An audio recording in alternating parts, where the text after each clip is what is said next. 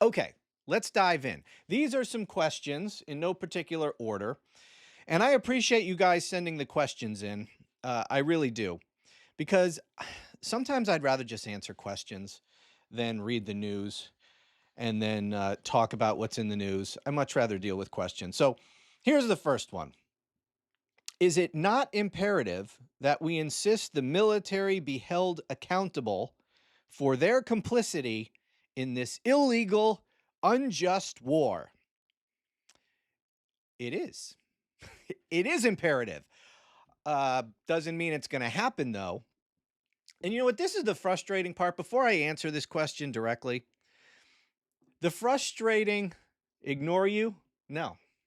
See, that one stood out to me. I'm not going to ignore you.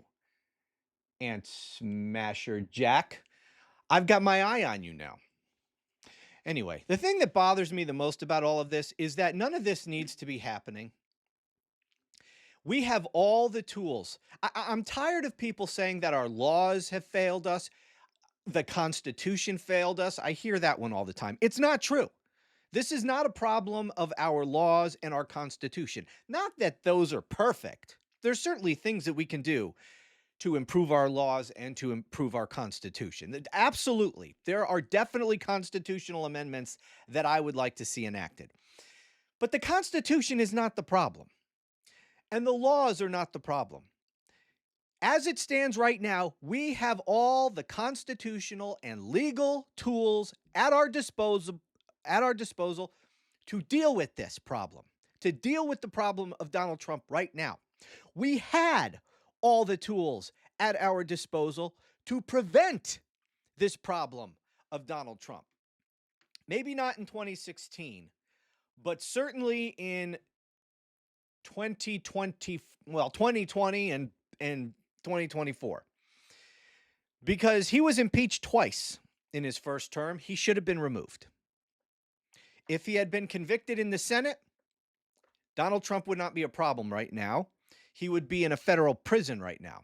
He would not have been eligible to run for re-election, and he would have been put on trial, and he almost certainly would have been convicted, and he'd be a federal inmate right now.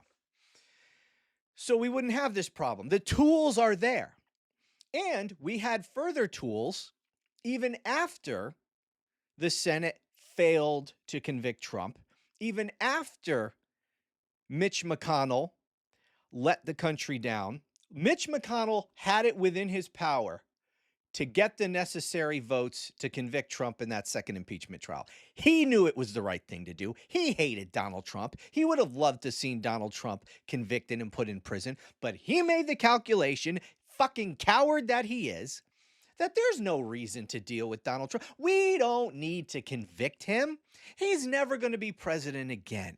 He just committed this January 6th insurrection on live TV. His approval numbers are down in the low 30s. He's probably going to be convicted of crimes once he leaves office. I don't have to worry about him.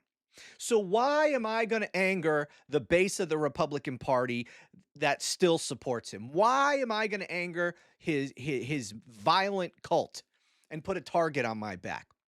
Why bother? He's not a problem. Just ignore him. Let's just friggin' acquit him. Let's make up some bullshit reason why. And remember, the bullshit reason why Mitch McConnell said that they should acquit him in the Senate is because he wasn't president anymore. Remember, he was impeached by the House while he was still president. The impeachment trial in the Senate actually took place after Trump left office. So he wasn't president anymore. And so he made this bullshit constitutional argument that, oh, we don't even have the power to convict him anymore because he's not president, which is complete and total bullshit. Removing a president from office is not the only consequence of conviction in a Senate impeachment trial. If he's in office, then he gets removed from office. But if he's not in office anymore, there's another thing that attaches upon conviction. The prohibition that he can ever run again. He is disqualified once convicted in the Senate from ever running again. So there was still a good and legitimate reason to convict him. And it was not constitutionally prohibited to convict him after he left office. That was all bullshit. That's just the excuse to justify his cowardice and his wrong I mean, he couldn't be more wrong in his political calculation that Donald Trump won't be a problem for us anymore. We can just move on. Which of course was, by the way, and I went off on this I think last time, so I'm not going to do it again. But move on could is basically the position that the Biden administration took on Donald Trump. Let's just move on, which is why they didn't do anything to go after Trump. It wasn't until 2 years into the Biden presidency, after the January 6th committee had their public hearings in Congress and produced all that evidence of Trump's guilt, it was only then that Biden and Merrick Garland felt the political pressure to appoint a special counsel. If they had done that on day one, instead of adopting the strategy of move on, Donald Trump would be in a federal prison right now. So my point is, we had all of the tools available to us. I didn't finish the thought. Even after he left office, even after Mitch McConnell chickened out and failed to convict Trump in the Senate, we still had tools to prevent Trump from ever running again. Section 3 of the 14th Amendment prohibits insurrectionists and those who gave aid and comfort to insurrectionists from ever serving in the federal government again. We could have invoked that. Congress did nothing. We waited until the election year, the year of the election in 2024. Maybe it got started in 2023, but in Colorado, in the state of Colorado, they tried to invoke Section 3 of the 14th Amendment from keeping Trump off the ballot. And of course, that case wound its way, took a long time through the Colorado courts. Ultimately, the Supreme Court of Colorado upheld the lower court's finding that Trump is disqualified from being on the ballot. That went to the Supreme Court, and they of course, overturned it. If the Supreme Court had done the right thing there, Trump would have been prohibited from being a candidate in 2024. And the reason that the Supreme Court gave was that, well, Section 3 of the 14th Amendment, yes, it prohibits insurrectionists from serving in government again, but it doesn't say what the process is for making a determination whether or not someone is in fact an insurrectionist or gave aid and comfort to insurrectionists. And since it doesn't, we're going to say that Colorado can't do it this way. Colorado cannot on their own just determine that the president or the former president was an insurrectionist and kick him off the ballot. Congress needed to take action. Basically, that's what the court said. Congress has to come up with the procedure for preventing insurrectionists from serving in government. Congress needs to act. Since Congress never did anything, there's nothing we can do. Now, Congress could have acted, and if people were serious about the threat of Donald Trump, Congress could have acted. Now, remember, and here's the thing you're going to get. By the way, if you haven't subscribed here yet, please do. And I'm recording this right now as a live stream on YouTube, but you may be listening to this or watching this later on any number of other platforms. And if you do, please subscribe on whatever platform you're watching this on or listening to it. But what you're going to get here is, I'm not a partisan cheerleader of any kind. I call it like I see it. And I'm sick and I think partisanship is part of the problem. Now, if you're a Democrat or you're a Republican, although I think if you're a Republican right now with this Trump cult Republican Party, you're out of your fucking mind. So I do have a problem with you fucking Republicans. But generally speaking, I don't have a problem if you're a member of a political party. That's fine. As long as you are not blindly loyal to the party and you're so wrapped up in your partisan hackery that you can't criticize your own party. That's where the problem is. That's the problem. The people who just stop thinking, stop actually giving a shit about principles or issues, and instead they just defend their party at all costs. So what you're going to get here is, I'm going to tell you what I think, and I criticize everybody who needs to be criticized. So I don't give a fuck. But if you'll recall, after 2024, Democrats controlled everything. Congress and the White House. They could, after Donald Trump was not convicted in impeachment trial, they could have passed legislation to spell out how Section 3 of the 14th Amendment could be used to prohibit insurrectionists from serving in government. Nobody even talked about Section 3 of the 14th Amendment. It was never even fucking mentioned. Biden and Congress could have passed a law saying this is the process. Donald Trump is an insurrectionist, and here's how we go about adjudicating it. They could have appointed a commission. They could have said, hey, states are free to make this determination on their own. They could have said anything. They could have come up with any process they wanted to. But they did nothing. Nothing. It wasn't even fucking mentioned until Colorado tried to keep him off the ballot. And by then, because of this fucking corrupt Supreme Court and no action from Congress, that effort failed. But that power is in the Constitution right now. So that's another way we should have been prevented from being here. We had the tools to prevent Trump from being president. Impeachment and removal, Section 3 of the 14th Amendment. And then, of course, and again, I'm not going into detail on this. Watch the last episode of this show well, anyway, depending upon what platform you're watching this on, it might not be the last episode. Anyway, whatever. I've talked about this before. I'm not going to get too in-depth on it now. But again, if Joe Biden and Merrick Garland had done what they were supposed to have done to protect this country against an insurrectionist who literally tried to overthrow the republic, if they had appointed a special counsel on day one and applied the law against this criminal as it would have been applied to anyone else, Donald Trump would have been a federal inmate before the 2024 election. We almost got him on trial.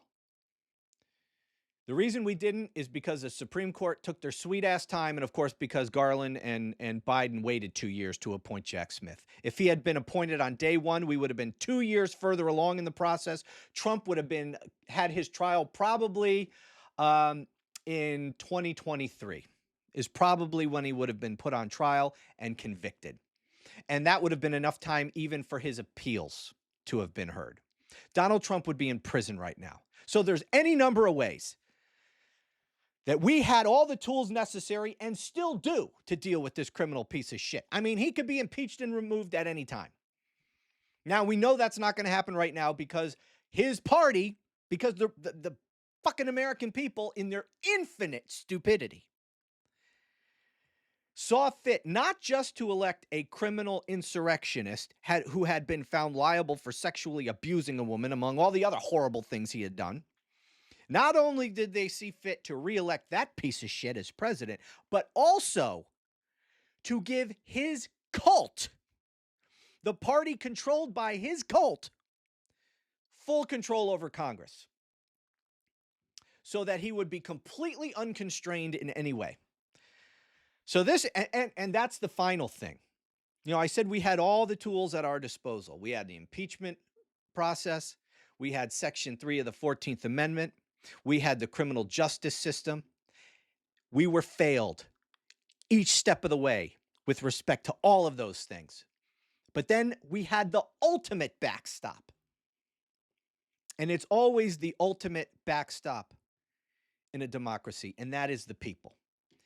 Even with the failure of the cowards in Congress to impeach and convict him, even with the cowards in Congress or the lazy asses in Congress who didn't do anything to invoke Section 3 of the 14th Amendment to prohibit Trump from ever serving again or running again, even with the failures of the Supreme Court, we still wouldn't be here but for the people who voted for this criminal piece of shit. With all those failures, we still could have prevented this. But there are 77 million, at least, blithering fucking idiots in this country who voted to reelect him. So, given all that, it pisses me off to no end when I hear people complain about our laws and our Constitution and put the blame on our Constitution for this. Again, it's not perfect. There are several amendments that I can think up off the top of my head that I would love to see implemented. There are things we should do to change the Constitution. But even as it is, we've always had all the tools to prevent Donald Trump. But hey, the framers of the Constitution even said they anticipated someone like Trump. They talked about someone like Trump. And they said, look, we're giving you the tools to prevent this. But ultimately, these are just words on paper. A Constitution cannot enforce itself. No Constitution can.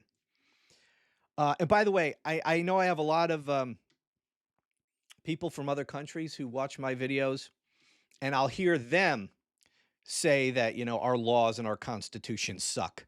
I got news for you, my friends. So do yours. You think that your Constitution and your laws could prevent in your country what's happening to our country? No, it can't.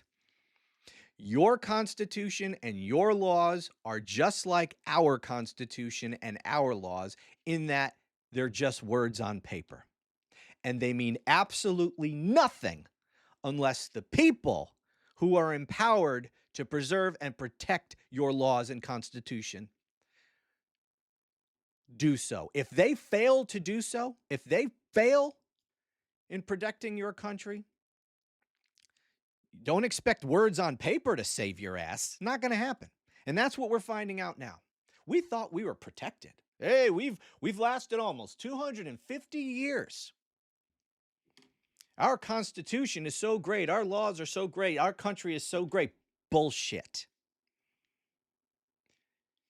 No country, no democracy, for sure, is any better than its people. We're not the same country. No country is ever the same country. Countries are always changing because the people that comprise countries are always changing. You're no better than the people who make up your country. That's what a country is, after all. And our country has changed for the worse because our people we got problems with our people. Let's put it that way. Not the least of which is fucking stupidity. All right. Let me get back to this question. Is it not imperative that we insist the military be held accountable for their complicity? How did I get off on this rant when the question was about the military? Oh, man. Well, yeah, absolutely the military needs to be held accountable. I don't know if it will. Oh, yeah, that's how I got off on my rant. Whether or not these people are held accountable, and they should be. We've heard a lot about how members of the military, and this is, my hat's off to those members of Congress who put out that video, because at least they got that conversation going about how members of the military are required, they are obligated to refuse unlawful orders. And now we know that doesn't mean shit. Yes, they are obligated to, but I don't see anyone refusing unlawful orders. I mean, it's happening. It's not stopping any of this, because once you go high up enough in the chain of command, if those at the very top are going to go along with it, there's nothing going to stop it. For example, we had a guy, I forget his name, escapes me at the moment. He was in charge of our Southern Command, the area of operation that includes the Caribbean and Venezuela and all that stuff. He was just appointed not too long ago to that position when Trump started ordering the murder of civilians in fishing boats, and whether or not they were drug runners, it doesn't matter, because there was no legal authority to do it. And just because even if they were drug runners, that's not a death penalty offense. We've been dealing with drug runners for decades. You interdict, you arrest them, you question them, you try to disrupt their entire drug smuggling network. Not Trump, he just kills them. Illegal. He should be impeached and removed and put on trial for that alone. Anyway, the commander of CENTCOM, the Southcom, he knew this is all illegal. and he tried to put a stop to it with Hegseth, and he was fired. He was forced to resign. So some people are refusing to go along with this. So what happens?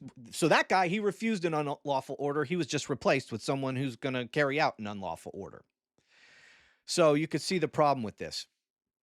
But when this is all done, and this is going to be a big question. Hopefully this is a question we'll get to when Trump is gone, and hopefully a Democrat wins in 2028, because no Republican would be acceptable from this magnified Republican Party.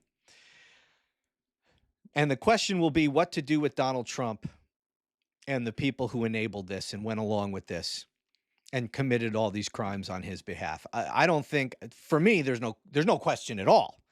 The answer to the question is they must all be held accountable to the fullest extent of the law, period. Period. No moving on. Moving on is what got us to the position we're in. These people need to be held fully accountable, including every member of the military who followed illegal orders. We've got a big problem with our military. We do.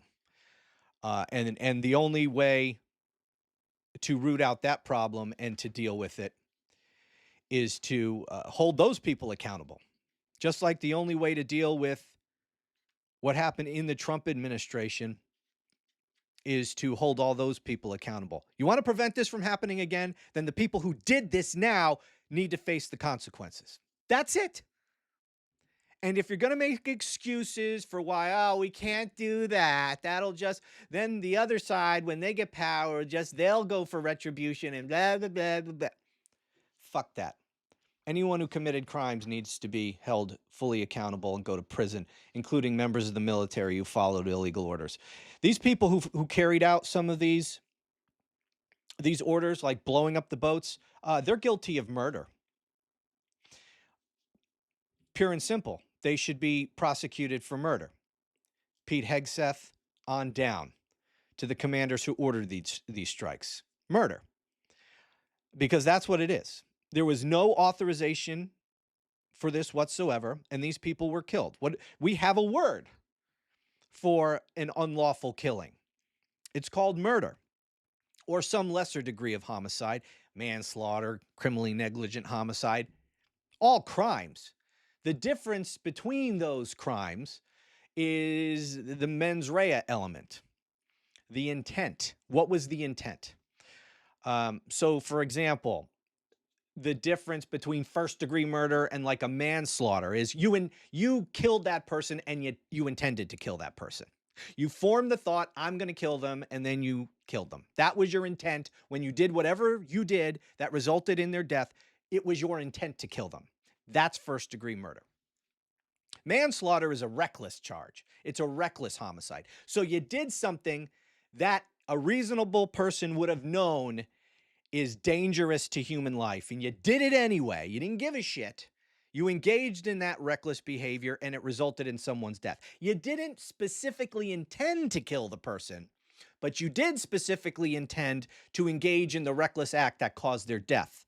Okay, so that's not first-degree murder, but it is a crime. It's manslaughter. But that's not what we're dealing with here, with Donald Trump and all these commanders killing these people. Those were intentional murders.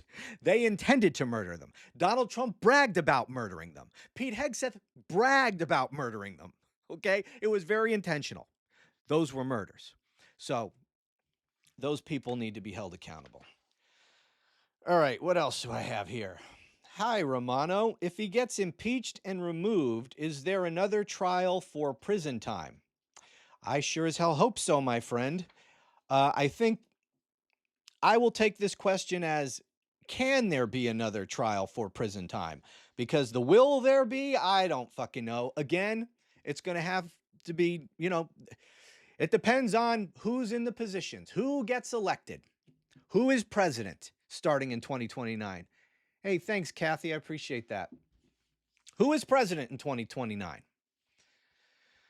It's going to be up to that person whether their Justice Department is directed to go after these people. And by the way, going back to Biden and Garland, because this, I literally can talk about Joe Biden and Merrick Garland failing the country for how they failed to hold Donald Trump accountable, I could literally talk about that every single fucking day.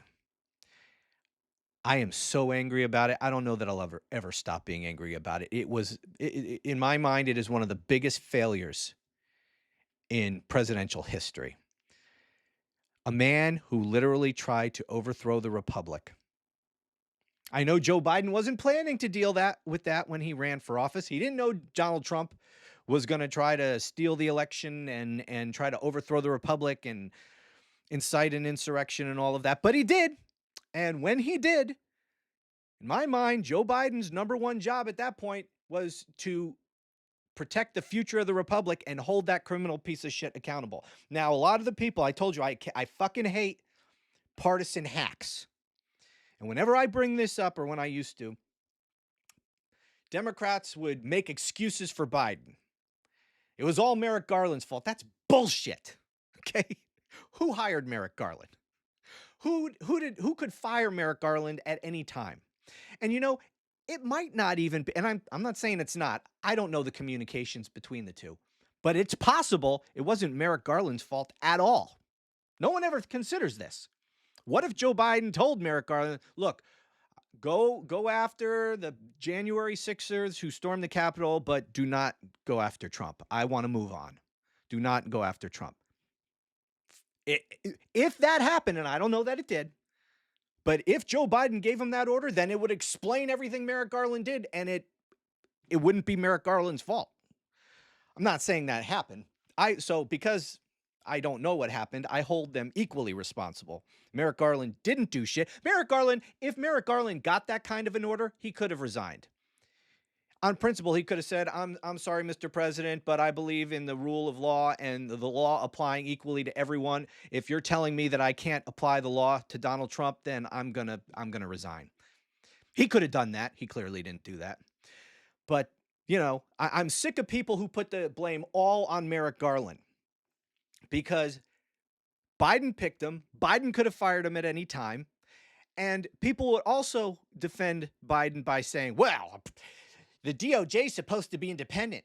Unlike Trump, Biden didn't get involved. Okay, there's a difference between saying, I want this person prosecuted and I want this situation investigated and everyone who may have committed crimes held responsible. That's two completely different things.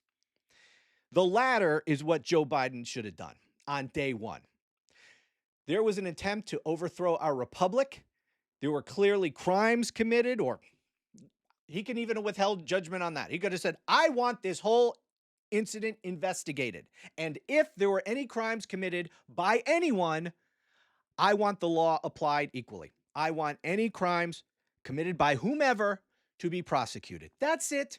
He's not directing anything. He's not ordering certain people to be prosecuted. Nothing. Could have done that. He could have also, Joe Biden could have ordered the appointment of a special counsel on day one. That's not getting involved in the DOJ. That's not getting involved in prosecutions. That still preserves the complete independence of the Department of Justice. You do your job. Here's a special counsel. Go investigate. And if appropriate, bring charges. I'm out of it. There's your mandate. Go do it. That's what a president's supposed to do. Joe Biden didn't do it. Anyway, where was I going with this? Okay, yeah. Back to the question. If he gets impeached and removed, is there another trial? Can there be another trial for prison time? That depends on who's president. If the next president takes the Joe Biden, Merrick Garland approach, then no. Trump will not face any consequences for his crimes. If we have a president who takes, and by the way, I will not support anyone who is not in favor of full accountability for Donald Trump and all of his accomplices. What's the point? If you don't hold these fucking people accountable, you might as well just piss this republic completely away anyway. I'm not going to support anybody who's not going to go after these fuckers. But if you put someone in there who's going to apply the rule of law, then Donald Trump still can and will be, if we have the right person, prosecuted. Now, many of the crimes that he committed, certainly the crimes related to January 6th and stealing the 2020 election, it's too late for that. The statute of limitations has run, and so we can't hold him accountable for those crimes. Luckily for us, however, he's a career criminal, and he's committed many more crimes since then. And by the way, I have an article that I just printed out. I haven't read it yet. I skimmed it. It's pretty friggin' lengthy. It's in the New Republic. Headline, here, the title of the article: "There will be no post-presidential peace for Donald Trump." And I skimmed this, and this person takes the position that I do, that Trump and all his accomplices need to be held accountable. And in one passage that I saw, he basically said, yeah, but there's probably nothing we can do to hold Trump criminally accountable for any of this because of the Supreme Court's immunity decision. I don't know if this person's a lawyer. I don't know, even if he is, whether he read the Supreme Court's decision or understood it, but I fundamentally disagree with that. Anyway, I'll read that, and I was thinking of doing a video about this. But anyway, yes, it makes it more difficult to prosecute Trump, but certainly not impossible. People think, and I hear it all the time, and these people could not be any more wrong. They say that Donald Trump has absolute immunity. That is absolutely not fucking true. But that's what I think a lot of people believe. Not true. As bad as the Supreme Court's decision was, it wasn't anywhere near that bad. It was fucking horrible, but it wasn't that bad. What the Supreme Court said is that for core constitutional functions, a president has absolute immunity. Then for official acts, and people say this all the time. Oh, they heard official acts in all the coverage of the of that decision. They heard he's got immunity for official acts. That's partly true. For official acts, he has presumptive immunity, not absolute immunity. He is presumed at the outset to have immunity for something that is an official act of the president, not a core constitutional function, but an official act. He has presumptive immunity. But the court very clearly said that presumption can be overcome by a showing by prosecutors that prosecuting the particular president for those particular crimes would not inhibit future presidents from effectively doing their job.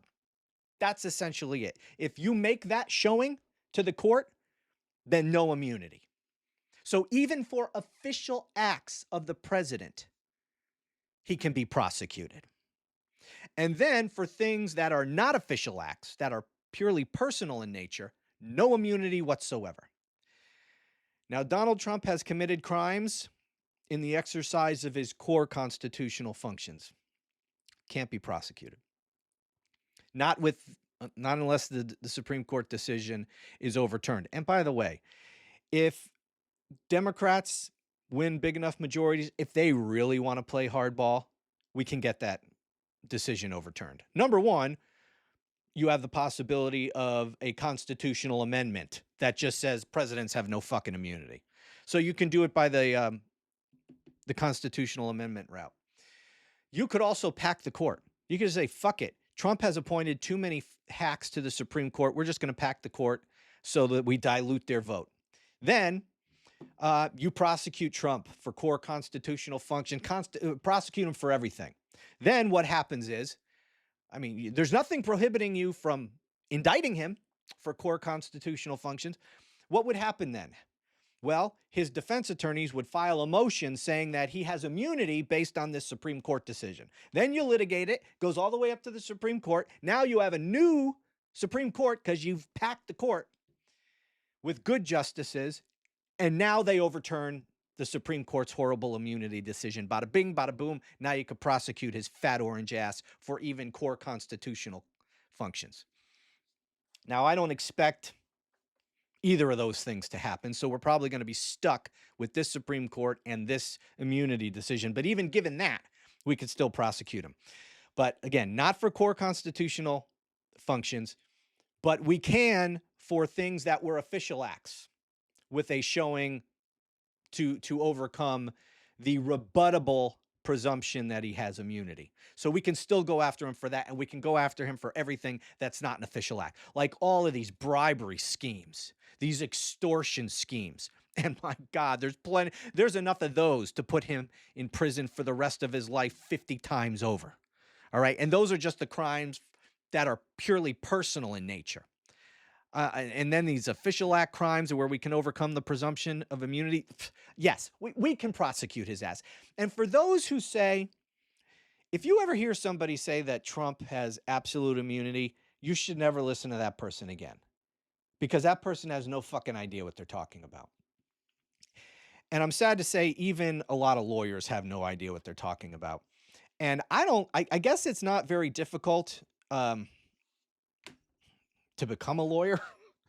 I guess it depends on what law school you go to. They're churning out lawyers, man.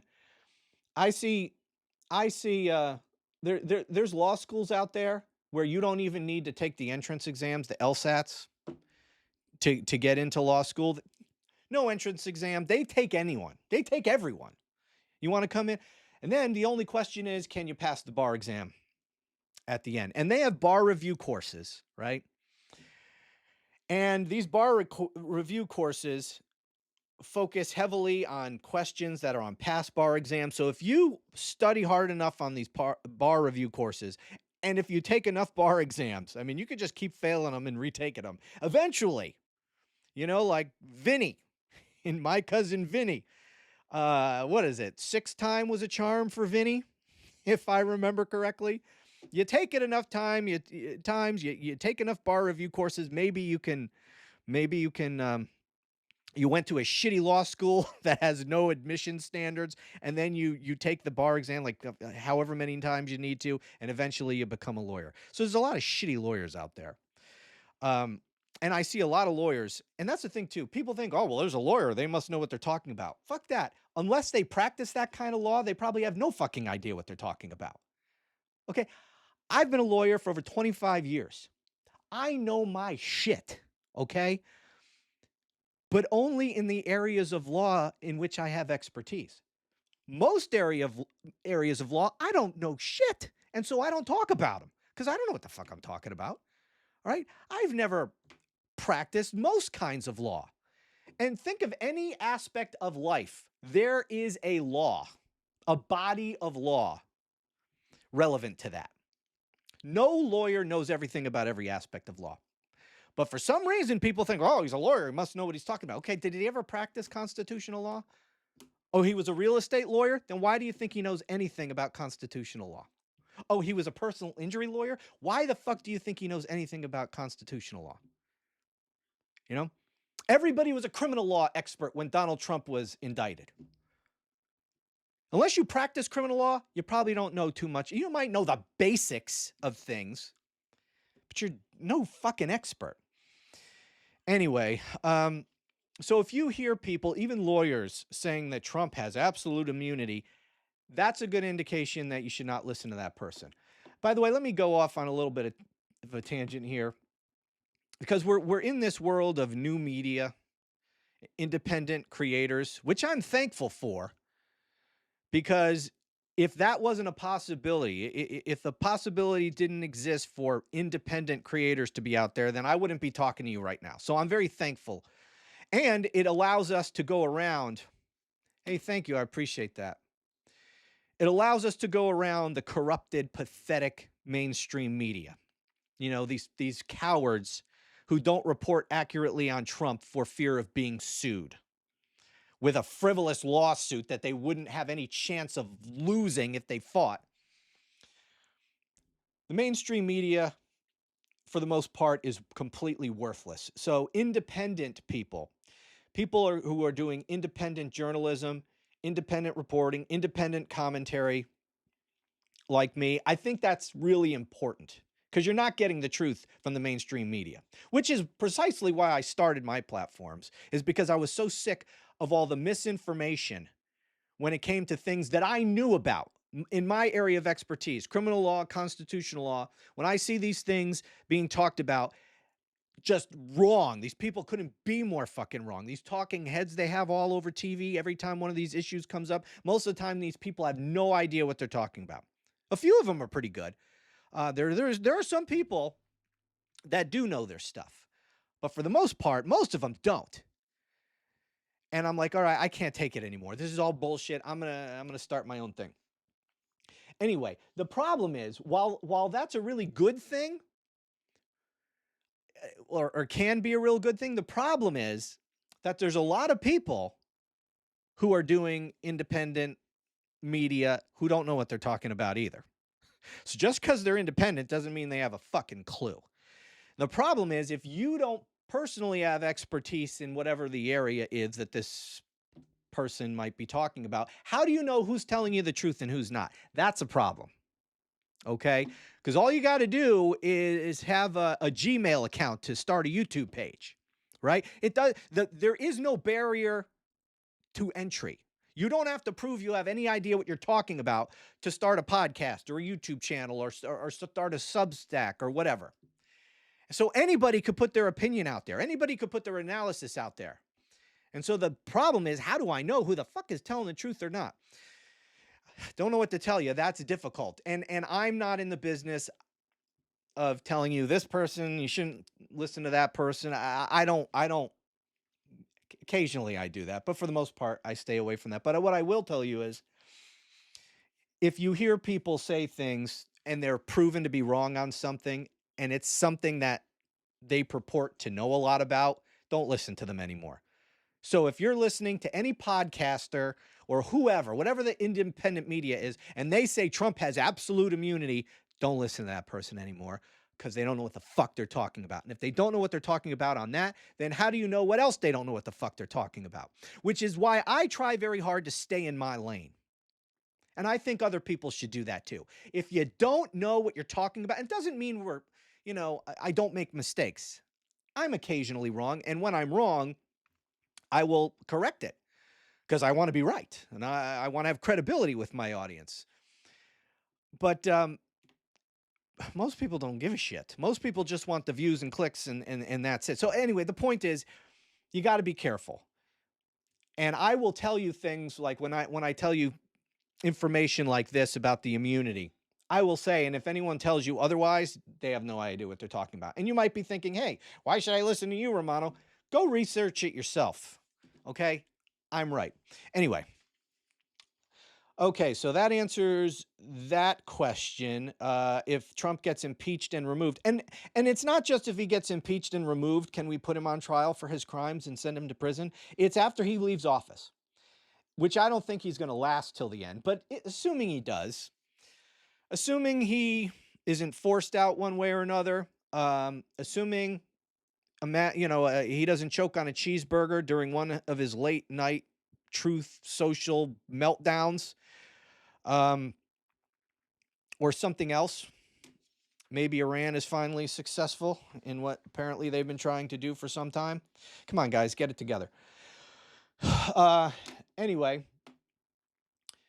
unless something like that happens and he serves out his entire term, then as soon as he leaves office, we can go after him. So we don't, it's not just an impeach and remove him sort of scenario. All right, here's another question. I like this one. If you were to put the regime in a human centipede, who's first and last? I like this question. Okay, let's human centipede. That is tough. Because I know who I'm putting at the end. That would be the orange buffoon himself. He could be the caboose on this human centipede. But nobody deserves to be the first, right? Nobody deserves to get out that easy. Now, I guess it's still unpleasant that you're going to have somebody's mouth, stapled to your ass for the rest of the time. So that's unpleasant enough, but you still get to eat normally. That's not fair. So I think what I would do is I would make the human centipede from the Trump administration. I would fill him full of food, stuff a ton of food down that first one's gullet, and then I would take the caboose, wrap it around, and stitch it to the first guy, and just have an endless loop. That's what I would do. Is that technically a human centipede, or was it something else for that? I don't know, but that's what I would do. One big, whatever you call that, endless loop of shit cycled through the Trump cult, and then send them all to prison. That's what I would do. Okay, what next here? If and when we ever get a sane person back in charge, how will it be to rebuild / reform the DOJ, and what will it take? Well, that's going to be quite the undertaking, because the Department of Justice has been completely and totally corrupted. Now, it'll be a big project, but it's not difficult. You get rid of everyone. I don't know who you would keep. I think you start from scratch. All the good people have been removed already. So the question is, you keep the good people, you throw out all the people Trump brought in. Even if there was a good person, because you hear it all the time, oh, there's good career people who are still there, and I'm sure that's true. The difficult question is, how do you discern who's who? I don't know. So while it might not be fair to those career prosecutors who didn't do anything wrong, I would personally get rid of everybody. And honestly, that might not be practical, because then for a period of time, you are effectively without a Department of Justice. But I guess, line prosecutors aren't making policy decisions anyway. So I guess you don't really need to do that. But you do need to get rid of everyone in leadership. Every single person who heads a department inside the DOJ, they're all gone on their ass. Anybody who came in after Trump, they're gone. If you were hired during the Trump administration, you're corrupt. You didn't get the job otherwise. We know this. You would not be hired in the Trump DOJ without swearing loyalty to Donald Trump. So anyone who is hired since Donald Trump took office is out on their ass. Anyone who is in a leadership position, head of any department, any task force, anything inside the DOJ, they're out on their ass too. Because you don't get to be the head of any of these different departments or agencies or offices inside the DOJ without swearing loyalty to Trump. So they're all gone. Your career line prosecutors, the people who are just going to court on a daily basis, presenting cases to grand jury, they're in their office, responding to motions, filing motions, doing legal research, actually doing their jobs, they can stay. But I'd keep a close eye on all of them, but they can stay. But everybody else has got to fucking go. And that's how you change it. And again, going back to question number 1, everyone who committed any crimes in the DOJ for Donald Trump needs to be prosecuted to the full extent of the law. So that way you send a message going forward. Don't even think about it, because see what happened to Pam Bondi and Todd Blanche and Harmeet Dillon and all these other people who did Trump's illegal bidding. See what happened to them? They're all in a federal prison right now. So the rule of law is going to apply to you people as well. Here's another thing I would do. I talk about the Constitution's not perfect, and there's things that I would do. One of the things that I would do, and this is a real big problem, I'm not exactly sure how I would do this. Honestly, I haven't given it much thought other than the general concept, because what's the fucking point? It's not like I'm in a position to do anything anyway. But the problem is the executive power is vested in one person, Donald Trump. You hear people on the left derisively refer to the, what is it? The unified executive theory or something like that. Basically, that you're seeing it in action with Donald Trump. He could just direct all these agencies. They work for him. He tells them what to do. Well, that's essentially what the Constitution says. Article 2 says that all executive authority is vested in a president of the United States. He is the executive branch. Donald Trump, one person, is the executive branch.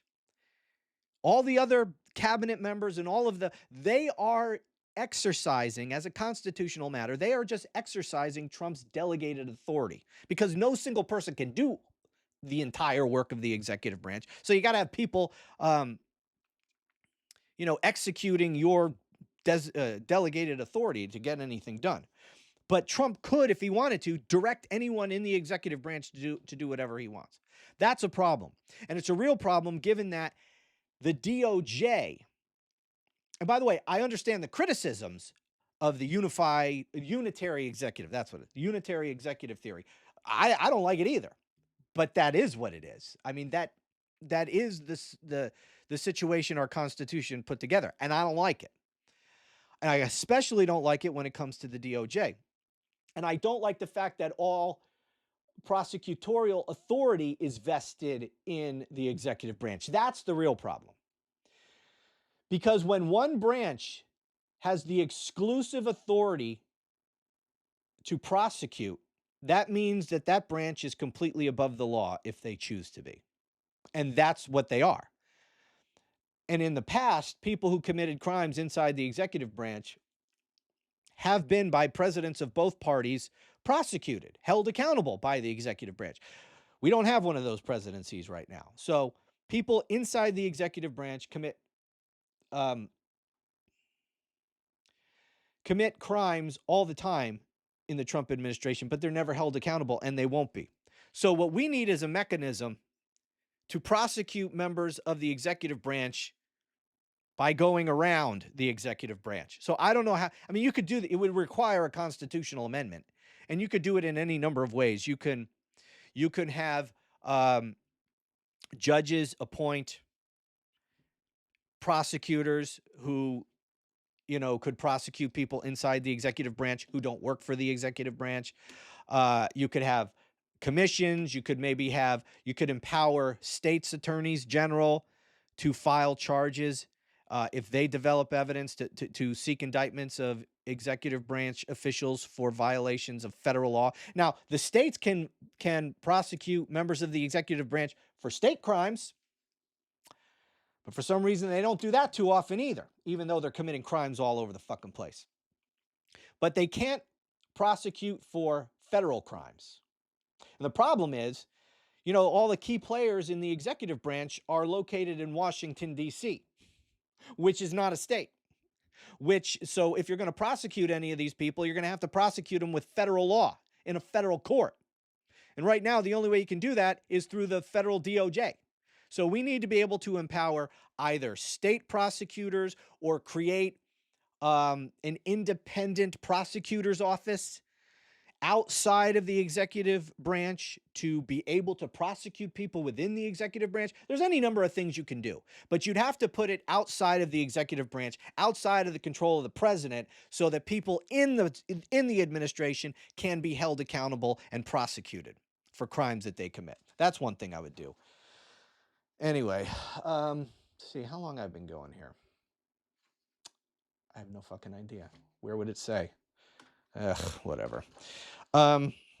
See if I can get to another question here. Please discuss how this war can be used domestically to label anti-war protesters as treasonous or domestic terrorists. They are converting massive warehouses into prison camps for a reason. Also ties into their desire for state voting rolls. Hard to vote if you are detained without due process. Yeah, it's quite an indictment of where we are that we're even having to raise this as a possibility. So we're basically building concentration camps all across the country. They're doing it for some reason. Is it just to go after people who are not in this country legally? Or is it to go after all brown people? Or is it to get those voting rolls and go after all Democrats and put them into concentration camps so that they can't vote? I don't know. If there was anyone capable of doing that, it would be Donald Trump. What can we do to prevent them from labeling people as treasonous or domestic terrorists, well, and locking them up. So Trump, the idea here is Trump just labels people. You're treasonous. You're an enemy of the state. We're going to lock you up. We're going to put you in a concentration camp. On the basis of what? Your social media content? Did you post something negative about Trump? Maybe. I mean, Trump's oligarch bros are working on that, or tech bros are working on that kind of shit. They have that kind of stuff now. So maybe they scan our social media and put us into camps on that basis. Maybe they go through these voter rolls and identify Democrats and put them in there. Going to the question of what's to prevent him from labeling people treasonous or domestic terrorists, nothing. Now, the thing to keep in mind is there's no legal significance in Trump labeling anyone anything. Okay, so Trump labels somebody a terrorist. Trump labels somebody an enemy of the state. That carries no legal weight whatsoever. It doesn't give him any legal authority to label someone treasonous or enemy of the state and then lock them up. That's not a legal power that he has. But what's to stop him from doing it, whether it's legal or not? I guess nothing. I guess he can order his masked thugs to just show up at your house and drag you out and shove you into a concentration camp. I guess there's nothing. The only thing to stop it is Congress, who can impeach and remove him from office. That said, however, what's he going to do? Round up literally millions of people? Maybe. Maybe that's where this needs to go. Maybe Trump needs to start trying to do that and start this civil war. If that's where this is headed, let's get after it already. I mean, I say that sort of tongue in cheek. Obviously, I don't want that to happen. I don't want anything like that to happen. I don't think that's going to happen. And I certainly don't want that to happen. But, people they tear themselves in knots thinking about all the worst case scenarios of what he might do. And he's probably not going to do most of those things that people conjure up in their minds. But he could do any of them. There's literally nothing that I put past him. And maybe he will try all of them. There's nothing so bad that I would say, oh, Trump wouldn't do that. I mean, Trump's bad, but he wouldn't do that. No. There's nothing I say that about, including mass murder. I think Donald Trump is a profoundly, historically evil person. I think he's capable of anything. He is a vicious, mean, evil son of a bitch. And he would do that. He would absolutely round people up and put them in concentration camps and put them to death. I don't put that past him. Will he? I don't think he will. But anyways, my point was people conjure up all these horrible things. Oh, he might do this. He might do that. Yeah, he might. And he's probably going to do some of that stuff, or at least try. And there's nothing we can do to stop him, really, except make members. And this is what I tell people all the time. They say Trump will never be impeached and removed from office. Well, not right now. You know when he will be impeached and removed from office, even by this Congress, if and when one thing happens. And that is members of Congress are more afraid of us than they are of Trump. So make them more afraid of you than they are of Trump. You do that, and Trump will be impeached and removed from office. As long as members of Congress are more afraid of Trump, then it's not going to happen. But it could be stopped. It could be stopped at any time. Going back to what I said at the beginning here, we have all the tools we need to stop him right now. It's just that the people who have the power to do that, the people who have been entrusted and put in positions to preserve, protect, and defend our Constitution against someone like Donald Trump, domestic enemy that he is, they refuse to do it. That's the only reason it hasn't been done. Not because the laws protect him or the Constitution protects him. They don't. Cowards protect him.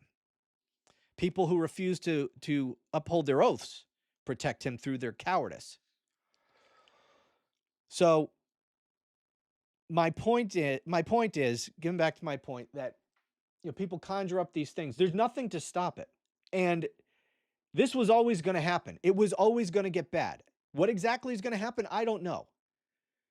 But our fate was sealed on November 5th, 2024, when the American people, 77 million strong, these fucking idiots, voted for Donald Trump and made him president again. There was no avoiding what's coming at that point. We can't avoid it. I don't know what it is. I don't know exactly what is coming.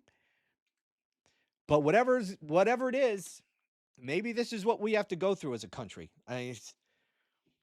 If it's going to take civil war, then let's have at it. I mean, I don't know what else to say. To answer your question, there's nothing stopping him. That's it, except Congress, if they ever grow a set, or the people rising up. That's it. But, I mean, the laws prevent him. I mean, it wouldn't be legal to do any of this. But as you see, the law doesn't constrain him. As long as Congress isn't going to hold him accountable, then there's nothing to constrain him. So he may try. Romano, did you hear the slurring? This will be my last question, then I'll get going. I thank you for you guys hanging with me. Okay. Sorry, I was just reading a comment. Romano, did you hear the slurring during the Jake Paul interview? He asked Trump, this person wrote POTUS, P-O-T-U-S, in parentheses, piece of shit of the United States. That's pretty accurate. What person he'd be reincarnated as from history? And Trumpler goes, wow, now that's an interesting question, but it sounds like he's trying to contain slobber in his gullet. Okay, to answer your specific question, did I hear the slurring during the Jake Paul interview? No, because I didn't see the Jake Paul interview. I'm aware that he did one. I think I might have seen a clip, the clip where he's telling Jake Paul that he's a great fighter and that other fighters are real fighters or something. I don't know what the fuck he was saying. That's it, just like a 10-second clip. Didn't see the interview. But that being said, I'm aware of the slurring. Before I get to the slurring, though, that's an interesting question. What person Trump would be, what person he'd be reincarnated as from history. Like Donald Trump knows history. I mean, how many people does he know from history? Like fucking 5? Did he answer the question, by the way? Like I said, I didn't see it. He probably didn't. Is my guess. Because he probably couldn't think of anyone from history, or maybe somebody popped into his head. My guess is he probably didn't, and he probably just changed the subject because that's what he does when he doesn't know what the fuck. He can't think of anybody, so he just changes the subject to something else. Maybe he talked about the fucking ballroom or something. That's his favorite go-to. When he's asked a difficult question, he has no idea. Oh, but you see my curtains over here? So I don't know how he answered that. But as to the slurring, I have noticed this, and I was going to do a video on it, but shoot me, I didn't. Hey, this is my video. There we go. I'm doing it now. What was this? He was at the White House, and it was like a panel. They were all seated at a table, and it was a bunch of his cabinet, I guess. Is this the one where he had Mike Johnson up there, and he talked about a Republican member of Congress who has terminal cancer? I'm sure you saw that. And it was not publicly known, and Trump said, oh yeah, he'd be dead by June or some shit. Hey, Ellen, thank you. I appreciate that. Thank you. Classless buffet. What a sick son of a bitch. He was like happy about it. It was like he was happy that he knew, like he was privy to the inside information that this guy would be dead by June. And he wanted everyone to know. He loves when he has inside information, and he loves to be the one to tell you. That's what it struck me. He was like bragging that he knew this guy only had a couple of months to live. What a fucking sick piece of shit. I don't know if it was at that one or not. But anyway, he was seated at a table with a panel of these fucking people, and he was talking. And I noticed he was slurring like crazy. His S's. He slurs like crazy. And it does sound like he has a mouthful of spit that he can't contain. I have noticed that.